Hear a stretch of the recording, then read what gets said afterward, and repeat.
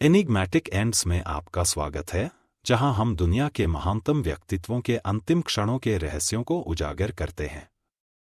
आज हम परमानंद योगानंद के जीवन और रहस्यमय प्रस्थान में गहराई से उतरते हैं, एक आध्यात्मिक महापुरुष जिन्होंने योग और पूर्व के ज्ञान को पश्चिम तक पहुंचाया।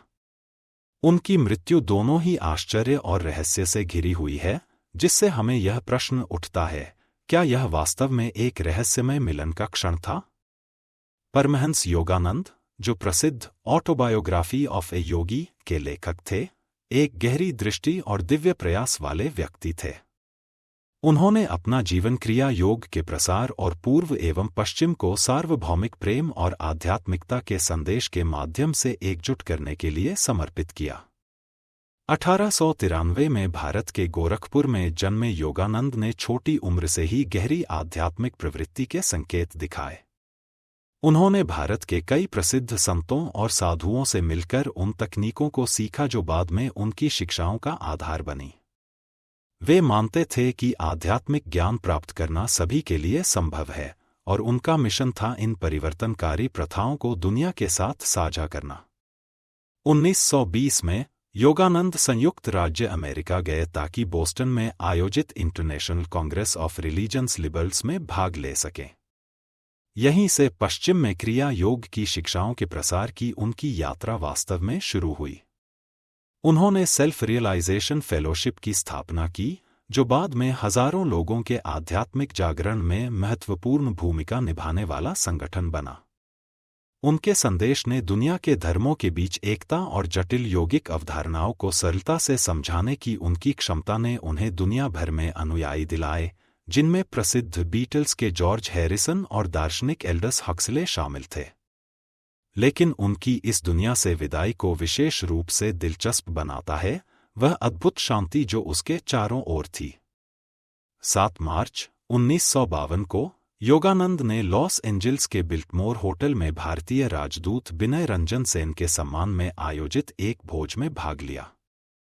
भोज के दौरान योगानंद ने अपना अंतिम भाषण दिया। अपनी अंतिम बातों में उन्होंने भारत और अमेरिका दोनों के प्रति अपनी गहरी प्रेम भावना व्यक्त की और दुनिया के एकजुट होने की आशा जताई, जो शांति और सामंजस्य से भरी हो। उनके शब्दों में एक रहस्यमयता और मानवता के लिए एक दृष्टिकोण था, जो केवल राजनीतिक और भौगोलिक सीमाओं से परे था। जैसे ही उनके शब्द कमरे में गूंजे, योगानंद ने अपनी आंखें स्वर्ग की ओर उठाईं और कुछ ही पलों में उनका शरीर धीरे से फर्श पर झुक गया, स्थिर, शांति में और पूर्ण विश्राम में। उपस्थित लोगों ने इसे ऐसा वर्णित किया जैसे उनकी आत्मा बस किसी अन्य लोक में चली गई हो, केवल एक शांत, निर्जीव शरीर पीछे छोड़ते हुए। यह क्षण वहां उपस्थित लोगों के लिए गहराई से भावुक था, क्योंकि उन्हें लगा कि वे मृत्यु नहीं, बल्कि भौतिक जगत से एक जानबूझकर और सचेत विदाई देख रहे थे। ऐसा लगा जैसे योगानंद ने अपने शरीर को छोड़ने के लिए सटीक समय चुना हो, जिससे उनकी जीवन शक्ति पर उनकी महारत का पता चलता है। लेकिन इस कहानी को और भी उल्लेखनीय बनाता है वह जो इसके बाद हुआ। बताया जाता है कि योगानंद का शरीर 3 सप्ताह से अधिक समय तक बिना किसी अपघटन के पूर्ण स्थिति में संरक्षित रहा, एक घटना जिसने वैज्ञानिकों को हैरान कर दिया और उनके अनुयायियों की यह धारणा को मजबूत किया कि यह कोई सामान्य प्रस्थान नहीं था। फॉरेस्ट लॉन मेमोरियल पार्क के निदेशक हैरी टी रोवे ने एक नोटरीकृत बयान जारी किया, जिसमें उन्होंने पुष्टि की कि योगानंद के शरीर में उनकी मृत्यु के 20 दिन बाद भी कोई शारीरिक अपघटन के लक्षण नहीं थे। इस घटना को कई लोगों ने उनके आध्यात्मिक उपलब्धि के प्रमाण के रूप में देखा, यह सुझाव देते हुए कि उन्होंने मानव शरीर की भौतिक सीमाओं को पार कर लिया था। क्या यह जीवन और मृत्यु पर योगिक महारत का अंतिम प्रदर्शन था? क्या परमानंद योगानंद ने एक योजनाबद्ध और दिव्य कृत्य के माध्यम से इस धरती लोक को पार कर लिया था? उनके कई अनुयायी मानते हैं कि योगानंद ने अपने प्रस्थान का पूर्वानुमान कर लिया था और इसके लिए खुद को तैयार किया था।